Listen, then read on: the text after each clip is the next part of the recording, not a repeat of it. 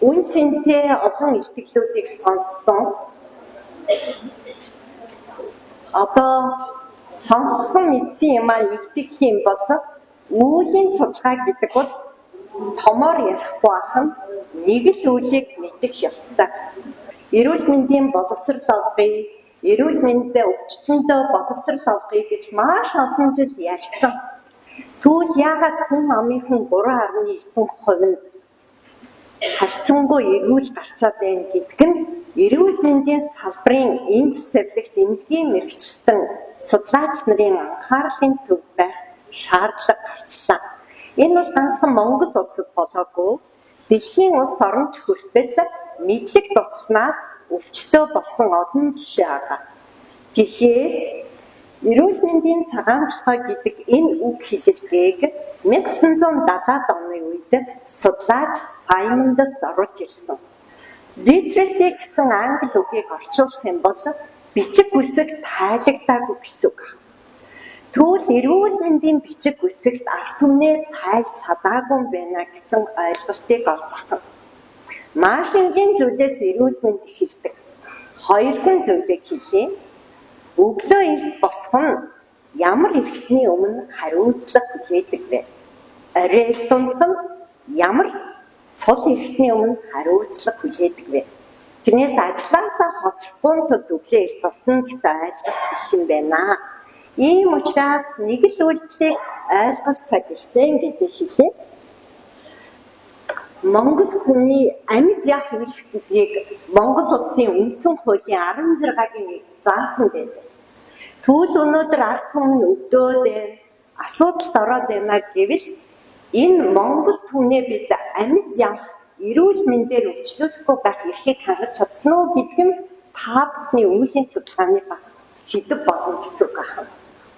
Жишээлбэл хоол, хүнс, эм тариа, эмийн хэрэгсэл, хувцас, эд хэрэглэл, барилгын материал, техник технологи, хог хаягдал, нөхөн жорлон, агаарын бохирдол, долгион, дуучны, аюултай орчин, нийгэмд олж байгаа сошиалар замбраагүй их сүрэг мэдээ бичиг энэ бүгд бол бид амьд явах эрх юм аа хязгаарлаж ингэсэн санааг энэ бас хэлэх ёстой.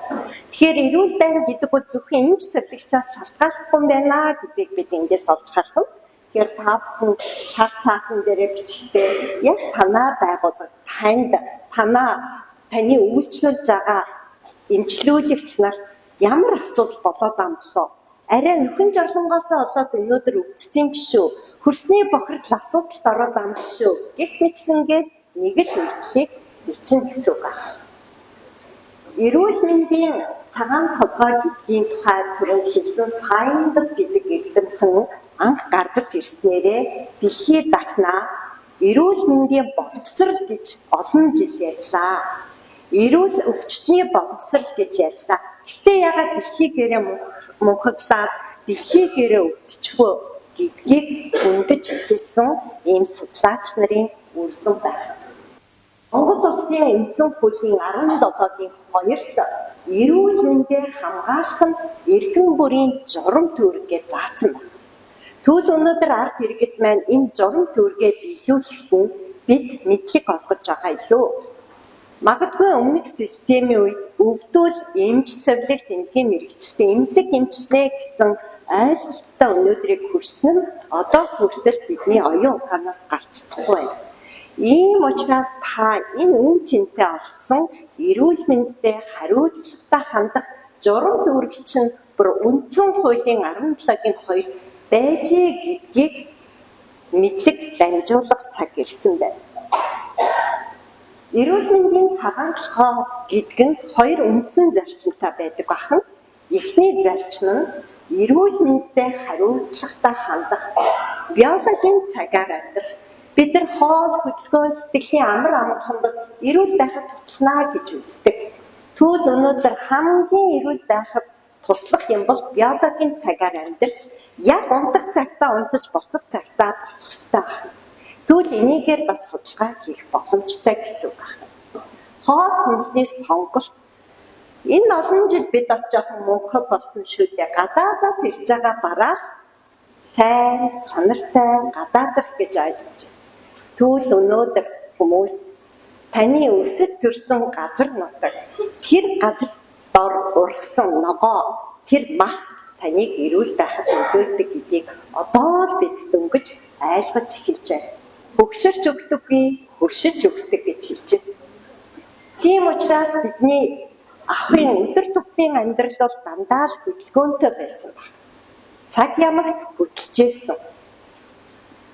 Хогоо шүрдсэн ч, юмаа угаасан ч, түүл өнөөдөр технологи орж ирсэн сайхан юм шиг боловч бас л энэс болоод нуруу нухлын олон асуудалд орчихсон байна. Орчноо цэвэр байлгах. Үүнийг л ард түмнийхэн толгойд өгөхгүй бол цонхороо юм хайчтай, орчиндоо хогоо хайчтай, магадгүй гэр орноо гой цэвэрхэн байлгасан мөртлөө удамжин гарангуутаас айлын хүний юм шиг хандаж байгаа энэ мэдлэгийг л үйлээр судлах цаг ирсэн байна. Сэтгэл зүйн байдал. Сэтгэл амар бол бие амар гэж үгэд хэлсэн. Хичнээн гоё юм байсан ч гэсэндээ сэтгэл санаа маань асуудалтай бол бид өвцөөрөл байх ёстой. Тийм учраас гэдгийг ойлгох нь эрүүл аж төрөх талаар зөв мэдээлэл олох. Тэр дундаа эмийн асуудлаас олж бид маш хүн байдалд орчлоо шүү дээ. Өвдөл эм гэдэг ойлголттой. Тэгээд бид нар сайн хамтдаа жоохон хөдөлгөөн хийсэн. Түүл эртний монголчууд энэ гэхээсээ илүү асаргаа, сувилгаа энэ олон үйлдэлийг хийдэг байсан байна. Урдын дуу, хөөми энэ бүгд бол тархины фитнессэн байна. Уушгийг цэвэрлдэг байсан. Эрүүл мэндийн цагаан толгойд суралцах хоёр дахь зарчим бол эрүүл мэндийн тусламж үйлчлэг авах бүрэн ойлголттой байна гэсэн үг. Харин өнгөрсөн жил энэ жил эрүүл мэндийн даатгалын систем нэг том юмд хөрөнгө хайсан шүү дээ. Өөрөөр хэлбэл урьдчилан сэргийлэх үзлэг. Гэхдээ энэ үзлэгийн тооноос харахад 30-35 нас хүртэлх хүмүүс үзлэгт ороогүй тоо гарсан. Хүн нас хэдий ч нэ залуу байх тусам өвдөхгүй юм шиг ажлыг нэг таж явдаг. Ингээд бүх юм нь бэлэн одоо сайхан амьдрийдаа гэтэл монголчуудын нэлээд нь хор тавдар, архаг өвчин олон асуудалтай. Түүлийн та бүхний бас үүлийн судалгаа юм байна. Энэ хүн яагаад өвдсөн бэ? Тэр дундаа өглөөр тусдаггүй, аяг усуугаад хөдлөөд бүдүүн гизээ цэвэрлэж гарч байгаа бол насан туршдаа эрүүл мэндээ хамгаалж ин гэсэн. Тэгвэл бид нар энэ талаар асуудаг билүү? Гэр орноос үр хүүхдүүдээсээ зөв ийм чадамжинд сурсан уу? Эрүүл мэндийн даатгалын талаарх мэдлэг. Өвдөхгүй юм шиг энэ даатгал гэдэг чинь олон түмнээс бүрдсэн хөрөнгийг буцаагаад та өвдөхтөн зарцуулдаг. Тэгвэл хизээч өвдөхгүй юм шиг явж байгаа гинт өвдөнгуудаа даатгал төлөөгүй гэдэг. Энэ тохиолдол маш их байдаг учраас өнөөдөр энэ тэмдгийн мэргэжилтнүүдийг буруутгасаар байгаа нь дахиад бас үүлийн судалгаа гэсэн үг. Тэгэхээр бид нар энэ яаралтай тусламж гэж юу вэ гэдэг дээр маш том судалгаанууд бас хэрэгтэй болсон. Дандаа өвдснийхэн араас өрхөд очих, эмнэлэгтээ очих, цаг завгүй хичээд гинт хүндэрлээ гэж үздэг. Хинэн ч юм хизээ ч юм өвчин ямар хийх хэрэгтэй, хийсэж ирнэ гэдэг нь яг үнэндээ өвчин болгон хэлж ирдэг. Хавдар дор хаяж 10-15 жил бүх юм хэлж ирдэг шүү гэдгийг ард иргэдтэй ойлгуулахын тулд бас ийм судалгаа хийх ёстой. Тусламж гэж нэг ойлголт юм байна, үйлчлэг гэж нэг ойлголт юм байна. Ингээд энэ стандартын 3-6 эрүүл мэндийн үйлчлэг гэдэг нь танд үйлчлэгээ авахар ирсэн үйлчлүүлэгчийг орж ирэх цагаас нь гарan гартал. Гэхдээ зүгээр л эм тариа хийгээд гаргачих биш юм байна. Хамгийн гол нь тарих сэтгэлийг өөрчилж би чинь хаана юу хийж яваан бэ? Би чи өөрөө өвдсөн гэжтэй гэдэг мэдлэг олохыг эрүүл мэндийн үйлчлэгээ гэж нэрлэдэг байна. Бидний үйлчлэгээ гэдэг бол ердөө үйлдэл хэлж байгаа үг дууны өнгө аялах, бусдад туслах гэсэн сэтгэлийг ямар ч хүн мэдэрч сууж байна. Тэрнээс онш зүг байна уу? Хавлгаан амжилттай хийж үү? Тэр нь хамаагүй гэсэн үг. Харин өнөөдөр ямар асуудал үүсээд байна гэхээр энэ чимчийн хооронд, энэ сувлагчийн хоорондын ажилтны дундаа асуудал үүсээд байгаа нь бидний судалгааны гол чухал зүйл гэсэн үг. Өнөөдөр эмч төвтэй тусламжаас үйлчлүүлэх төвтэй тусламж руу орж ирж байна. Зарим орнууд энд маш сайн амжилттай ажиллаж байгаа. Эмч оншоо тавьлаа тэрийг хий энийг хий гэдэг ойлголт өөрчлөгдөж байна. Өөрөөр хэлбэл хайр хүнийг эмчлэн илаашруулж оншилгоход тэнд ажиллаж байгаа бүх мэргэжлийн хүмүүс баг болон ажиллах ёстой. Үүнийг хамтдаа ажиллая, хамтдаа суралцъя гэсэн ойлголт байна. Тэгэхээр үйлчлүүлэгч төвтэй тусламж үзүүлэхэд бидний энэ үзүүлж байгаа үйлчилгээ нь хүнд очихороо маш олон үйлдэлээр янз бүрээр хүрдэг. Ижил үйлчлэгээ нь хувь хүнд очихдоо бас л ижил бус байдаг. Магадгүй нэг хүн ашгүй дээ энэ том нэмлэг цаг авчлаа, үзүүлээд амжчихлаа гэвэл энэ сувлагчны үл тоосон ч анзаардаггүй. Гэтэл энэ газар нь ингээд цаг аваад жоохон сэтгэл санаа тийм актрон сонсчихгүй гэж орж ирсэн хүн энэ сувлагч хичнээн сайхан үйлчилсэн ч үл тоож анзаардаг. Тэгэхээр бид бол үнэлэгдэхэд хамгийн хэцүү сэтгэгдэл гэдгийг үлдээдэг мэргэжлийг сонгосон байна. Нэр хүндсэгт амрах юм байна, алдахдаа өөр амрах юм. Тэгэхээр энэ дас улсын болон хувийн энэ сувлагч эмнэлгийн мэргэжлэн бэлтгэдэг сургуулийн багш нарын төлөөлөл оролцож байна. Одоо та бүхэн ярьж байгаа яриа олгоныг ирээдүйн анагаахын сэлхийн мэргэжлүүдэд заах цаг болсон гэдэг хэлдэг. Бид нар мундаг мэргэжлэн бэлтгэсэн даанч боловсралтай олгож чадаагүй. Мундаг хаалгаа хийдэг хүмүүсийг бэлдсэн. Тэгвэл яагаад сувлагч нарын өнөөдөр бэлтгэгдсэн сувлагч нарын 51.3% нь ажиллаа гэсэн байна. Энд маш том ноцтой асуудал гарч байна гэсэн. Үүлийн судалгаа өдөр тутмын практик үйл ажиллагааг өөрчлөхөд илүү үнцэнтэй. Магистр докторийн тоогоор эрдэмтэн мэргэдийн тоогоор манай салбар дээгүүр ордог. Тэгээд яагаад өвчлсөн юм актер бас л дээгүүр орж байгаа. Хадрын насаар архаг өвчин. Тэгвэл бид амьдралын чанарыг сайжруулах үүлийг судлах цаг ирсэн байна гэдгийг хэлээ. Хүний үзэл бодол, хандлага, мэдрэмж, тэдний саналыг үнэн зөв гүнзгий мэдэж авахын тулд энэ үүлийн судалгааг хэрэглэдэг. Өнгөрсөн бас 2-3 жил Япон улсын Нагаягын их сургуулийн багш Монголд хичээлийн судалгаагаар урагдж ирээд бид бас тэр хүний боломжийг ашиглаж сургууль дээрээ үйл ажиллагаа хийжсэн. Тэгээд тэр хүний хэлсэн нэг юм нь үүлийг судалж байгаа чанарын судалгаа авчаад хизээж програмд оруулдаггүй шүү гэжсэн. Анх бид нар судалгаа хийхдээ хэдэн хүний судалгаа авсан бэ? Юу вэ? 100 хүн баг байна гэдэг. Энэ бол тоон судалгаа. Үүлийн судалгаа гэдэг бол нэгэн хүнийг л ажиглаж олно гэсэн.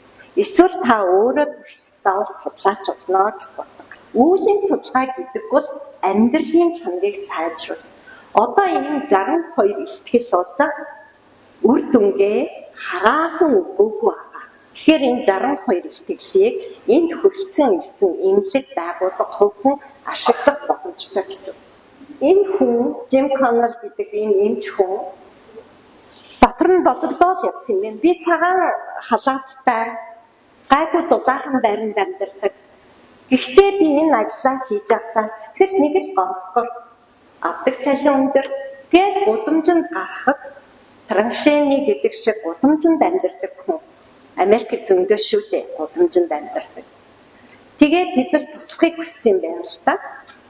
Гэтэл цагаан халаатан өмсөд өргөвчөө өрөөд очиход олон одоо тэр гадаа амьдардаг хүмүүс жоохон жиргсэн байна л да. Зүгээр та яах ч юм бид нарт ямар тусламж хэрэггүй. Тэгээд энэ хүн өөрөө яг гудамжинд амьдарч байгаа хүн шиг хувцалсан байна. Өөрөөр хэлбэл цүнхээ өрөөл гэр оронгүй хүмүүс туслана гэсэн. Энэ судалгааны илтгэлийг 7 онд бүгд найрамд хятад ард улсын Шиньян хотод PBL-ийн олон улсын хурал илтгэсэн байдаг. Маш олон Африкийн ядуу баруун олон хүмүүсийн цугласан байсан. Тэгээд энэ хүн илтгэлийн маань ашиглаач гэсэн. Би Африкт очиод энийг өөрчлөе, би юм хий, би чинь иймч гэдэг, совилогч гэдэг энэрэн масархан мэрэгчлийг эзэмшчээд яг үйлчлэгээ үзэж чадж байгаа мó гэдгээр ийм үеийн судалгаа хийж амжилтанд хүрээд бүр лицензтэй болсон ийм бодит түүхэл үеийн судалгааны үр дүн гэсэн үг. Бид үгэндээ алдсан байгаа шүү. Үйлчлүүлэхээр ирсэн хүмүүсийг агаа анаа эмээгөө гэж дуудаад уурын хүргээд байна. Таны насан дээр тиймэрхүү байна гэж бас уурын хүргээд байна. За тэгэнгүүт энэ хүн энэ судалгаа хийж байгаа хүн өндөр насны асрамжийн газар очсон. Япон улсууд асрамжийн газар нь маш тав тухтай, яг л нийгмийн даатгалаа өндөр түвжээс учраас хүн бүрт тулж үйлчлэх совилогчтай, асаргчтай, хоолнд бүх юм гоё юм. Гэхдээ яаж ч тэнд байсан эмгэгд өвгдийн царай нэг л тийм сэтгэлээсээ бишээсэн нь анхаарлын татсан. Ингээд анхныхаа өндөр насны дээр очоод за энэ асрамжийн газар та сайхан амьдарч гин үү?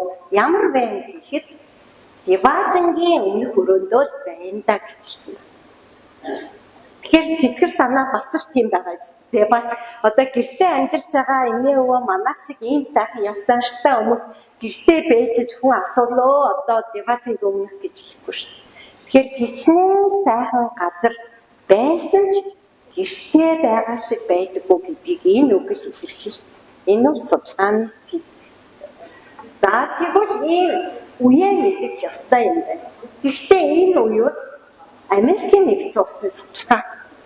Одоо Монголд тэр дундаа эрүүл мэндийн салбарт энэ судалгаа зайлшгүй хэрэгтэй болчихж байна.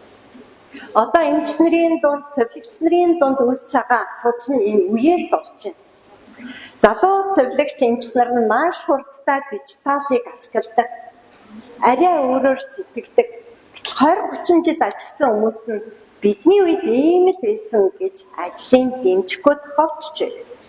Нөгөө талаасаа маш их ажил амьдралын туршлагатай ахмад үе одоо насчин болсон, одоо та гэж бас гомдоодог. Тэгэхээр энэ бол хоёр талын ажил гэсэн үг. Бүүмрийн үе тэтгэр дараад дуусч байна. Энэ бол 64 он хүртэл хийдэг. Энэ бүүмрийн үе бол Э60 1-2 дугаар дайн үтсэн. Дэлхийгээрээ оюунлаг болж исэн үе гэж хэлдэг. Яаж хамтдаа ивэлтэй амьдрах вэ? Тийм учраас энэ үед одоо амьдарч байсан энэ хүмүүс бол ажилдаа сэтгэлээсээ ханддаг. Тэсвэр дэвчээртэй хүний үгийг дуулууртаа сонсдог. Ингэж л ажиллах ёстой гэж боддог. Түүл одоо сүүлийн үеуд нь болохоор жоохон зэмлчүүл би загнуулах гэж энэ дээрээгүй шүү. Би гараад үгүй гэсэн ойлголттой. Тийм учраас бид нар энэ үеийн хүүхдүүдтэй яаж харилцах вэ? Яаж ажлын байран дээр нь тууштай ажиллах вэ гэдгээр судалгаа хийсэн байна. Монголчуудад хийсэн ганцхан судалгаа нь SIDA төвийн эдийн засгийн энэ том тэмс байгуулах хийсэн. 64 он социалист үеийнх. Гэтэ социалист үе сайхан юм байсан ч тааруу юм зөндөө байсан. 2013 онд эрүүл мэндийн яам сайд даргалар нь бас шин санаа гаргаад ер нь энэ эрүүл мэндийн тусламж үйлчилгээ эмнэлэг тоногт хөрөмж нь ямар юм? Эмч мэргэжлүүд нь ямар юм? Гуравдугаар үйлчлүүлэгч нь ямар сэтгэгдэлтэй төрсөн бэ гэдгийг авсан судалгааг ирээд багшийн баг бүрдүүлж хийсэн. Миний би 3 дугаар багийг ахлаад 6 аймаг 8 дүүргийн ард түмэнтэй уулзсан. Тэнд нэг хэсгийн өмнө судалгаанд хамрагдсан хүмүүсийн 60-65% эмч совилогч эмнэлгийн мэргэжлүүд яагаад өөртөө дүр төрхтэй байт юм бэ гэж хэлсэн. Тэгэд өөртөө хариултыг хэлжсэн л та. Аргагүй цалин баг юм ч одоо уурлахаас яах вэ? Тэгвэл өнөөдөр Харвардын судалгаа харуулсан шүү дээ. Та инээмсгэж хөл гамма булчин нүдний эрхийн тарин булчин агсан цаг допамин ялгарна гэж. Тэгвэл бидний мэдлэг бас өөрчлөгдөж эхэлж байна гэсэн үг байна. Одоо би та бүхэнтэй амаар буюу үгээр харилцаж байна. Ам бус гэдэг нь дууны өнгө аялал хөдөлгөөн гэсэн.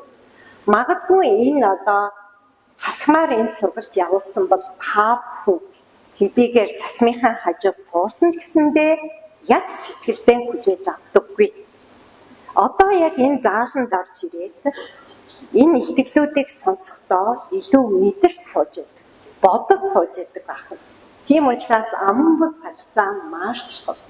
Өшөө манай салбарт нэг алдсан алдаа бичгийн харилцаанд суралцаагүй.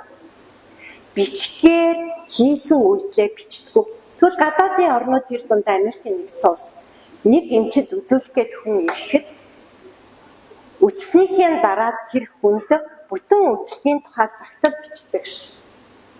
Баярлалаа намайг хүндэтгэж надад одоо энэ бие хариуцуулж өгсөн баярлалаа. Таны хувьд бол гэдэг ингээд шинжилгээ ийм бичгээр илэрхийлдэг.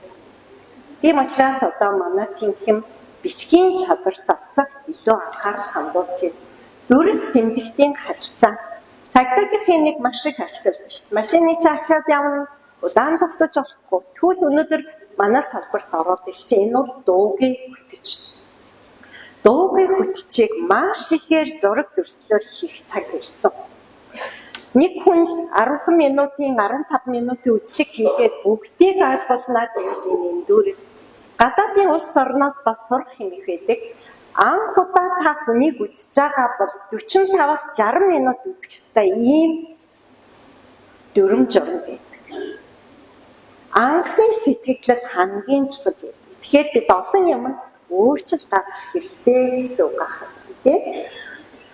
Альберт Михрадиан гэж хүн 55-38 7-гийн дүрмийг боловсруулсан. 55% биеийн хэлэмж, 38% дууны үг алга. Хэдийгээр 93% наман бус харилцаач гэсэндээ үгээр хүнийг алчиж болно. Үгийн сонголтоо зөв хийхгүй бол хүн өвчнөөсөө төрүүлээ сэтгэлээр унтсан нөгөө ертөнц рүү явсан олон тохиолдлыг бид мэднэ. Тэгвэл та бүхэн 55-38 7-гийн дүрмэнд суралцах цаг болсон. 55-38 7-гийн дүрмэнд суралцах юм бол гэр бүл салдаггүй, найз нөхдөд, ойр дотны хүмүүс ойлголцдог.